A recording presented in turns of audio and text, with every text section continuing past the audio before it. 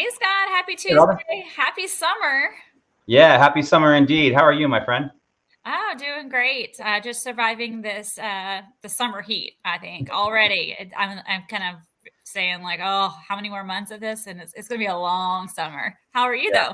though? We're good. We're good. Looking forward to our summer trips. We're going to two of the hottest places. We'll be in the desert out here in California and then out in your neck of the woods in Texas. So we're going to be braving that summer heat as well. But just happy to have summer here. I know everybody gets kind of in a better headspace and can kind of catch up and relax and spend time together. So we're looking forward to it. Yes, great memories to be associated with summer. And for all Yep. of our viewers that are educators and school leaders, summer is finally the opportunity, maybe for a few weeks at least, to get to breathe, relax, and then reset and recharge. Right?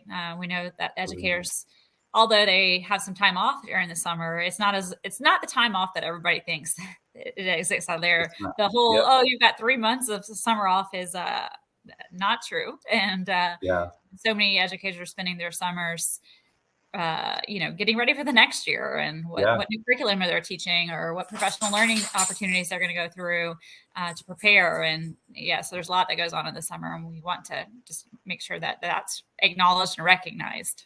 Yeah. I used to laugh at the last week of school when teachers would say, "Oh, do you have any plans for summer?" And I would say, "Yeah, I'm back to work on Monday." Like a lot of work gets done over the summer to plan for next year so that when you come back, we're all ready to go. So yeah, you're right. Even if teachers have the summer off, they're still, doing lesson planning, looking at new curriculum, reading that next book. We very rarely Yeah, detach. So or we teaching hope that summer school or working a second job, those things happen too. totally all the things. So wherever you are, whatever you're doing, we certainly hope you're taking time to kind of, do some self care, take some time to yourself, and recharge before we head back in the next school year. Yep. And, as you guys are thinking about your summer and what you're going to do, one of the things that we wanted to talk about is we chat on the show a lot about our Microsoft Innovative Educator Expert Program and our Showcase School Program. And so many of the educators that we bring on are parts of those communities.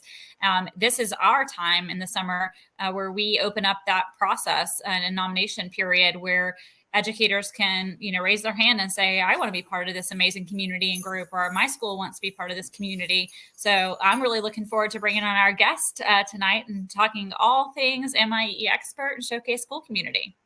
Yeah, definitely. And before we do that, as always, we should celebrate some of our current friends in the MI expert community. So how about we talk about some of the epic things we've seen over the past few weeks? Let's do it. All right, great stuff coming as always. And this is, I got to tell you, one of the most challenging parts of this because there's so many great posts, especially end of the year with like projects and wrapping up the year. There was some really good stuff on social media. So we hope you guys are following the MIE Expert hashtag and many, many others to celebrate and share and all the great work being done by educators. But first up tonight, on our last episode, we had Holly and James from Hillsborough County celebrating all the great things that they're doing. And we wanted to point out even more of the work they're doing with hosting some network sessions for educators who are interested in becoming a part of the MIE expert community. And we've seen this from several regions around the country with current MIE experts, marketing, if you will, the benefits of tonight's program, as I'm sure Victoria will tonight. But we just want to thank Holly, Jenna, Wendy, and Christopher Holt for their work in putting on this event and encouraging even more folks from Florida who have like 10 billion MIE experts right now. They're off the charts, but doing great work. And we sincerely appreciate everybody's efforts to increase the awareness of the MIE expert community. Gotta love our community in Florida.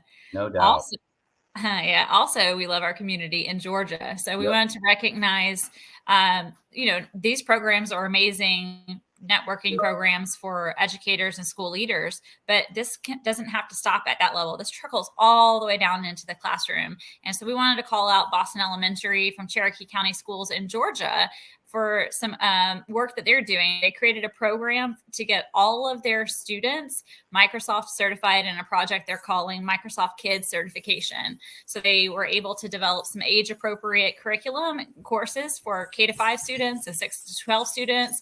And then we're able to provide the teachers with a checklist of the things that they needed to do and activities that the students could do to leverage the different tools and make sure that they're future ready. So we know the amount of time, energy, effort, and support that went into developing this program for the learners, for the kids of Cherokee County.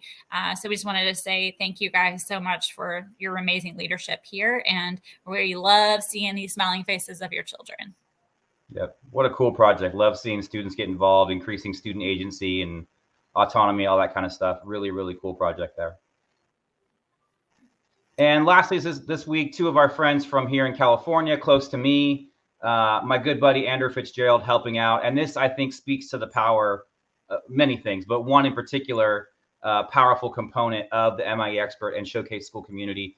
If you have a question about anything, somebody in this group has an answer or knows where to send you to get that answer. We were just talking about this last week at our awards ceremony. We had some breakout rooms, and I'm sure Victoria will talk about this as well. But just the power of connection and information. So our thanks go out to Andrew for helping out Karen Philhart in the Chino Valley Unified School District with the Power Platform. We talked about Andrew on the show before. We need to have him on at some point about the Power Platform, but just all the amazing things that can be done with Automate and BI and apps to really enhance efficiency and learning. There's some really cool stuff out there, and we certainly encourage you to look into those tools if you haven't already. But thanks to Andrew for helping out Chino Valley, and we look forward to seeing more from both of those folks in the future. Definitely shout out all around to the entire community. So speaking of community, we wanted to bring on our guest this evening, the amazing Victoria Thompson, who sits now on our U.S. education team at Microsoft. But I'm not going to introduce her with all the things she does. I'm going to let her introduce herself and welcome her to the show and tell you guys what she does here at Microsoft. So over to you, Victoria. Welcome. What's up, Victoria? Thank you. I am so happy to be here with y'all. This is awesome. So I am Victoria Thompson. I am the newest education industry executive at Microsoft. So I get the pleasure of working with Robin and Scott and a bunch of fabulous people. And my job, I like to say, is essentially in 3 buckets. So the first is supporting strategy conversations with digital transformation in schools that are interested in driving technology. The second is supporting sales conversations for folks that might need a little bit of industry support because we come from education, and I think it's really important to have that credibility in the room. And the last part of my job, which is one of my favorite parts, is managing the MIE experts and showcase school communities. So that's what I do in my role at Microsoft. And I've been here for 4 months officially. You're like a veteran. Yes, I know, right? So, we thought, who better to talk about our MIE expert and showcase school programs than the person who leads them, but also who came from the program. So I did, Victoria, yes. why don't you kind of kick us off and tell us a little bit about your journey being a part of the community and then now working and leading this community here at Microsoft. What is this all about? Yeah, sure. So I think my biggest thing when I was looking for communities to be involved in when I was a classroom educator, and I come from education, 5th and 6th grade math and science, high school mathematics, and then digital coaching and STEM coaching, particularly was I wanted to be part of a community. I just didn't want it to be a checkbox and I got the certification or I got my badge and I'm done. I really wanted to be a part of a place where we can uplift and support each other. And that's what drew me to Microsoft in particular. So I started this journey in 2018. I became an MIE. And that was kind of my entryway into figuring out what I can do to be an MIE expert. And MIE is a Microsoft Innovative Educator. I was full-time in tech at that time doing coaching and also outreach. So I was kind of nervous to apply, because I wasn't in the classroom anymore. But I recognized and realized that these skills are just as important and useful outside of the classroom in coaching and leadership roles as they are when you're in the classroom. So I decided to take that leap and apply. And I was an expert for about 4 years before I joined Microsoft full-time. And again, for me, it's about the community. It's about not just showing who I am and what I do with my tools, but also how I help elevate learning and how I help others in the spaces that I'm in. And we'll throw some slides on the screen here to help support the conversation. I think it illustrates one of the things you talked about, Victoria. We've got almost all of the 50 states covered, right? So wherever you are, even though there may only be 2 or 3 or 4 in your area, there are resources across the country. So talk about the power of that, the power of that group, not just in your state, but as we said in kind of the epic segment to start it, being able to connect and learn from? Like, what are some of the benefits you've seen from learning from others, or, posts people have put up, conversations you have had that would inspire folks to come join the community? Absolutely. I think the biggest benefit from like where I was and also where I am now, again, it's that community. Somebody posts a question, we've got answers. Somebody needs support, we've got details. Somebody might want to meet up, right? And then we can meet up with them so that way we can have that face-to-face interaction after being virtual for so long. So I really appreciate that benefit of just having people that I know are able to help and support me and also support others. Another benefit that I really appreciate as well is not just the community aspect, but also the ways that we can participate in giving feedback and actionable like responses to product teams within Microsoft. So that way we can improve products and programs. So I always like to say, teachers talk, Microsoft listens. I've always felt that when I was in the classroom and when I was a coach. And now that I'm on the other side, I feel that as well. We are actively looking for feedback to ensure that what we're doing makes sense for our educators and our school leaders. And that's, to me, what it's all about. Why have a community if we're not going to listen to them? And I think we do a great job of listening to our educators. So for those educators that might be listening right now and they say, I'm not still maybe, yeah, the connecting sounds great, but what else? What else does this mean if I throw my name in there and I apply to become an MIE expert this summer? What else is in it for me outside of just the connecting with this amazing community? What does Microsoft do with the program? If you want to kind of maybe share. What does Microsoft do? That's a great question. So I think immediately about the different programs that we have for educators looking to not only travel, but also connect with people in conferences. So for example, we have ISTE that is coming up in late June, which is really exciting. And we're not only having a learning day for our MIE experts and our showcase school leaders, where there's going to be playgrounds where they learn from different folks. They get to connect with people. There's games, there's activities. We just try to make it a really positive community experience, but we also have a reception that this year is going to be held at the New Orleans School of Cooking, which is really exciting. Jazz band, live food demonstrations. It's going to be great, but really just ways where we celebrate. And another example that happened, I want to say about 2-3 weeks ago, is we did an event with our MIE experts in Broward County, Florida, where we took them to the Microsoft office and we celebrated them. We showed them new tools and resources. We gave swag. We were able to, communicate and collaborate with them. We did like physical breakout rooms where we learned about challenges and maybe celebrations that they're going through right now. So that way we can best support them. So we are there with them every single step of the way. And we're big on celebrations, which I think is a big part, because sometimes in education, you don't feel appreciated. And I've always felt appreciated in the Microsoft community. Yeah, I think appreciation and support are two words that always come to my mind, right? And I think not just within our community, but the support back and forth that we get with the product teams. I look at all the changes that have come to Teams and OneNote and Forms, and 99% of those came from educators, right? Or, conversations with, ideas from, the actual experience in the classroom. So that's really cool to look back over the past several years as an educator and know that as a group, you had an impact on how these tools are looking and being used in the classroom. Pretty powerful. Yeah. So speaking of recognition, I think you guys just recognized a lot of the community last week, right? We did. So for those of you that are tuning in, if you go back to our social channels, you actually can see some of the educators that were highlighted and recognized for their contributions to this community over the past year. So I just wanted to give a shout out to all those amazing educators for going above and beyond and getting recognized inside of our community. Yes. So Victoria, and if you're listening, so we do awards like every single year at the end of it. And what we do is we, again, highlight and recognize and celebrate educators. And we had a blast. It was awesome. So Victoria, for those that may be listening right now, it's like, okay, yeah. So recognition, a community of support, getting help and, guidance when needed, making my voice matter and actually helping shape the products at Microsoft. Maybe I'm interested. What do I do if I want to be part of this community?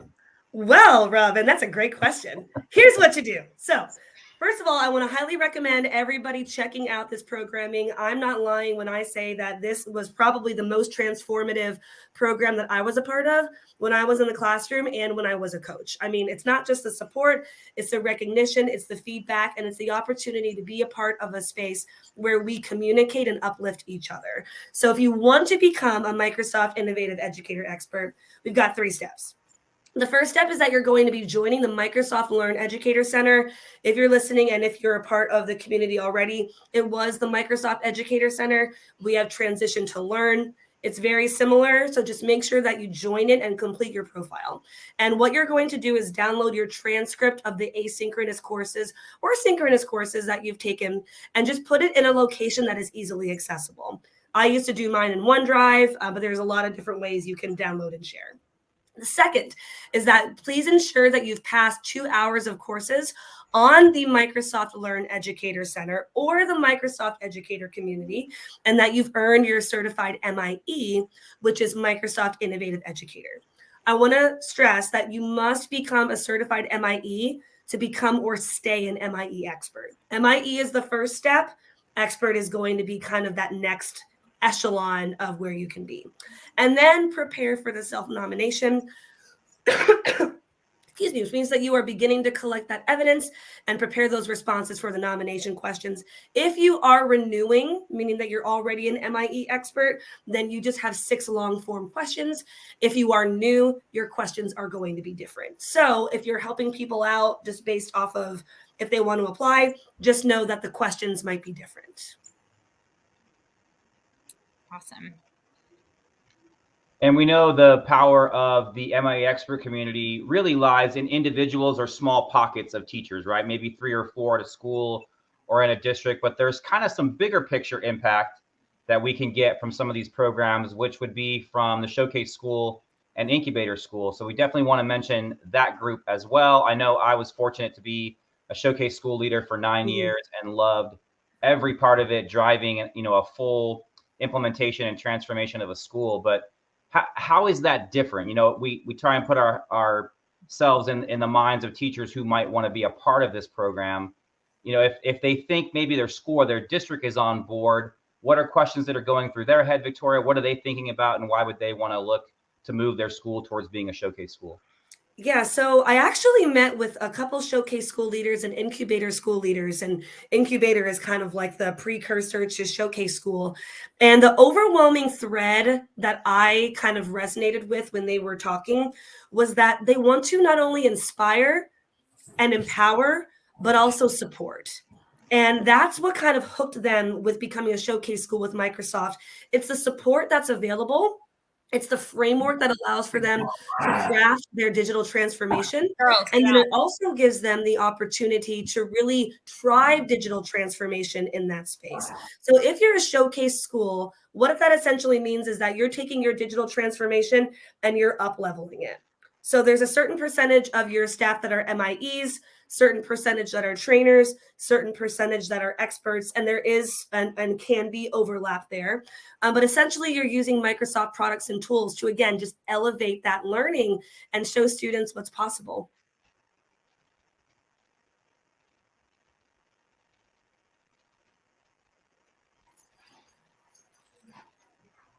So Victoria, from a timing perspective, I know I just saw the banner go up for people that are interested in where they can go to learn more. It's summertime for most folks right now, so hopefully everybody got a little bit of extra time in the day to maybe work on their nominations, whether that be a school nomination or an individual MIE expert nomination. When do they need to do something by? Yeah. So the action time is now. So the cohort did open on May 15th, and it does close on July 7th. So if you're considering MIE Expert or Showcase School, definitely check it out. MIE Expert, I know that the communication was dropped, so that way you can see exactly the website that you need to do to check it out. And then here is Showcase School. So you begin as an incubator, which essentially means you're ready. We're going to take the steps. We want to become a Showcase school. If you're a new construction school or an existing school, you do have to go through that approval process.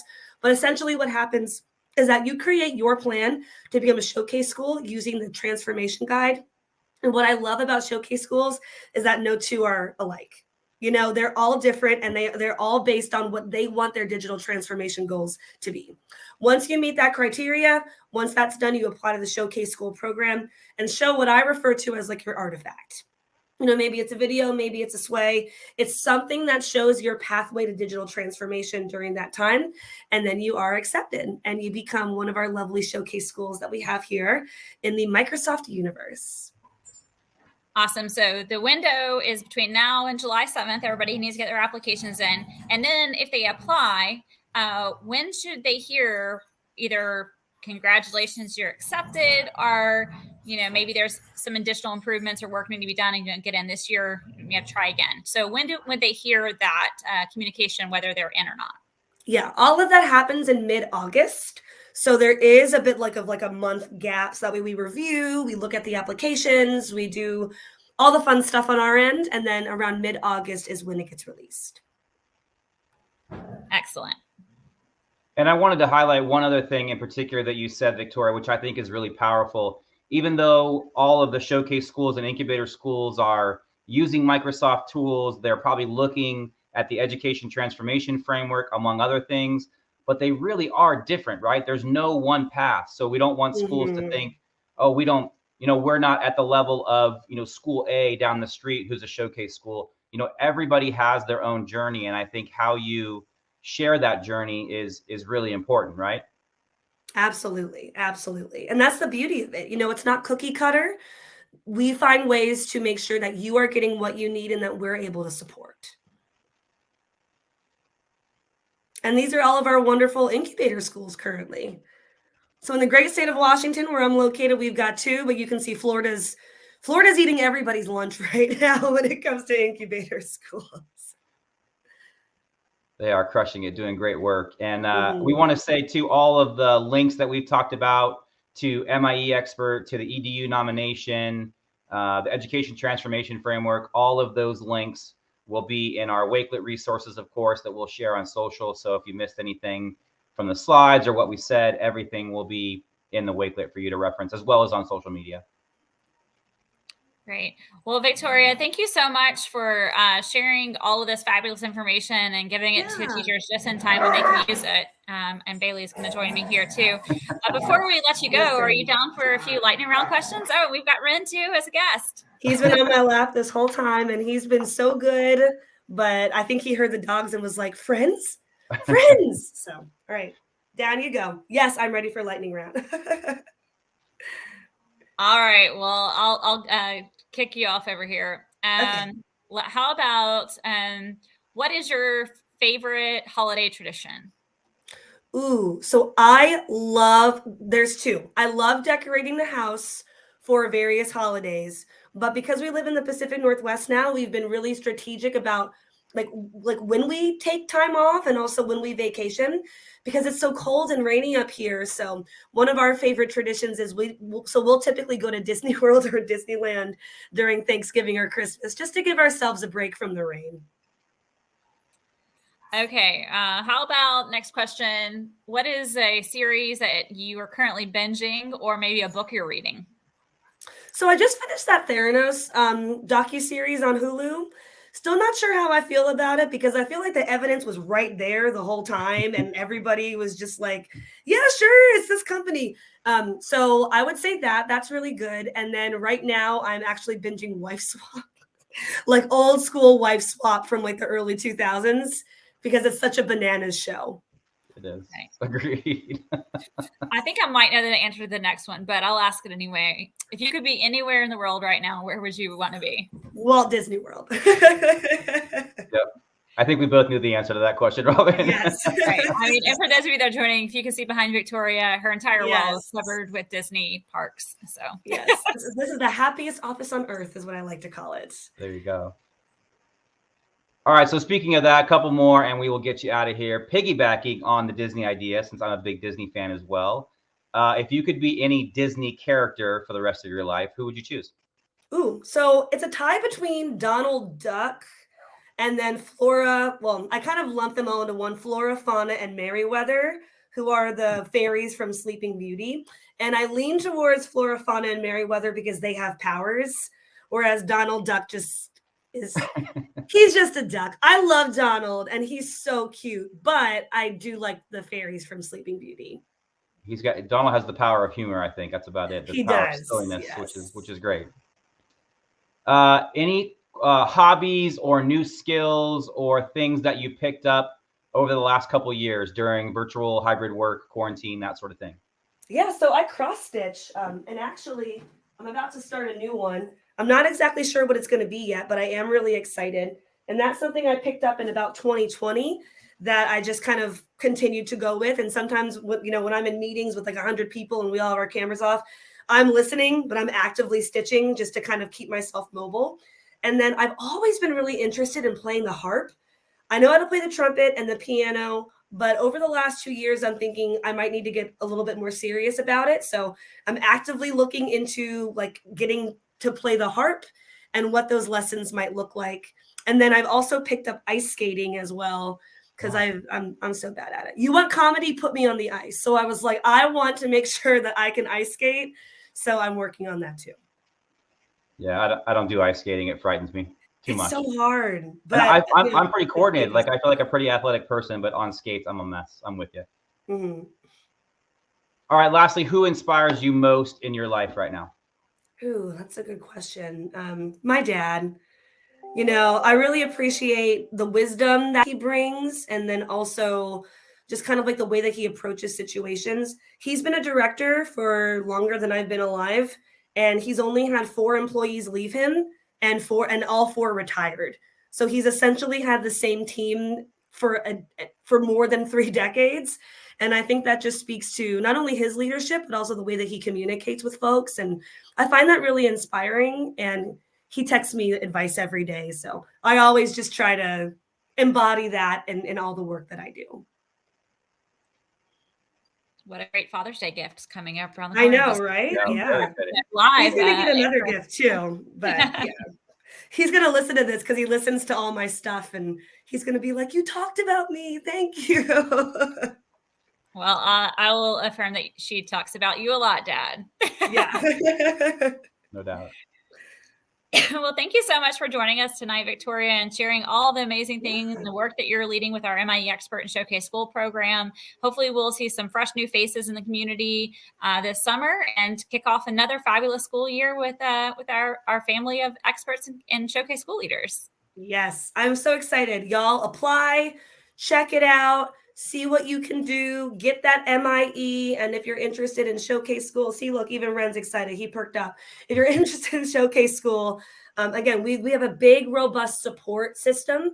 So reach out if you have any questions and just let us know how we can be of service to you. And you should follow Victoria. Her Twitter handle is down here, Victoria the Tech. She's has tons of amazing shares and funny stories on Twitter. So I suggest you all follow her too. Yes. I haven't tweeted yet today, but I will later. There's still time. Yes, there's still time. Good stuff. Thank you, Victoria. Great to see you. And we'll look forward to chat with you again very soon. Yes. Awesome. Thanks, everyone. Take care. Bye. I love her enthusiasm for the program. I think if anybody is, on the fence about being a part of this program, the enthusiasm has to push you across the threshold, right? I mean, one would think, but her enthusiasm here, it's pervasive through the whole community, right? And it's for sure.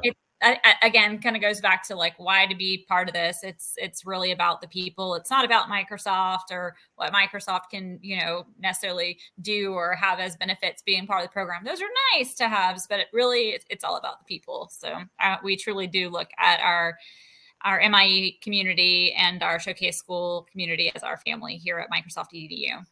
Yeah, family we choose. Yeah, so many of us have formed great bonds over the years. Outside of the professional part, right? I mean, the education part and teaching part is great, but it just, great memories made together at dinners and traveling together and all that kind of thing. It really is the family that we choose. Yep. Celebrating all the MIE expert babies we've had in the community too. Yeah. Growing up to be children now, starting school and right.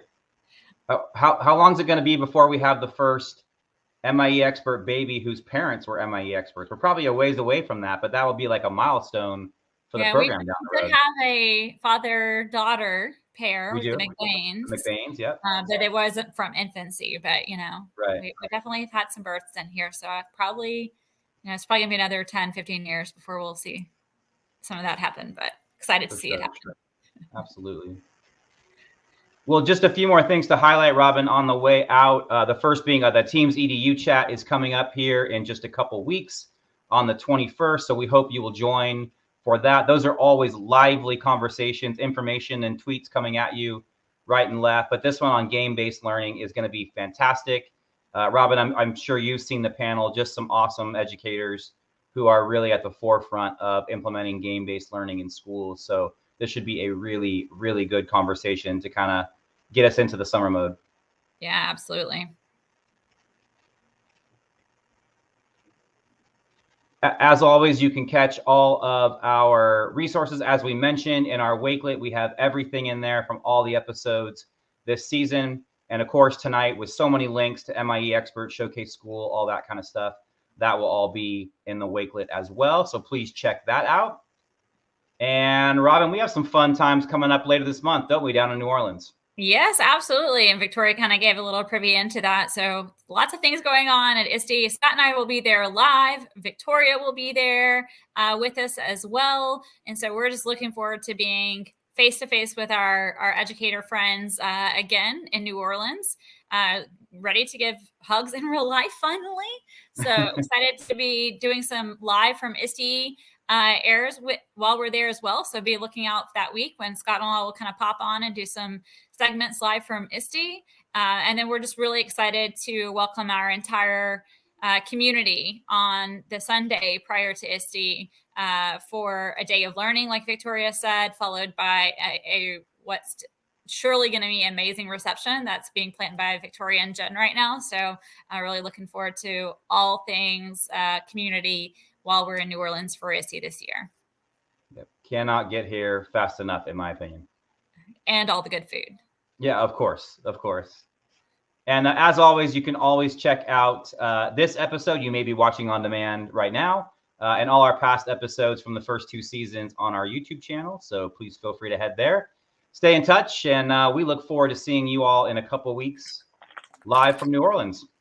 Yes, and if you see us at ISTE, you need to look for Scott and I. We'll have on some shirts with our little llama friend on it. So be looking for us at ISTE, and if you find us, we'll have a sticker for you. So if you need a new laptop sticker, find Scott and I. We'll hand these out to you at ISTE, but looking forward to giving you hugs in real life, and have a great evening, everyone. Absolutely. Take care, y'all. Good to see you, Robin. Bye, Scott. Thanks as always.